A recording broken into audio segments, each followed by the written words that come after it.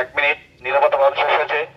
আমরা এখন সবাই আবারও আমাদের প্রতিবাদী গানের মিছিল নিয়ে আমাদের কেন্দ্রীয় শহীদ মিনারে যাব। ওখানে একটি সংক্ষিপ্ত সমাবেশ এবং আমাদের কিছু সাংস্কৃতিক পর্ব হবে। সবাইকে আবারও প্রতিবাদী গানের মিছিলে শরীক হওয়ার জন্য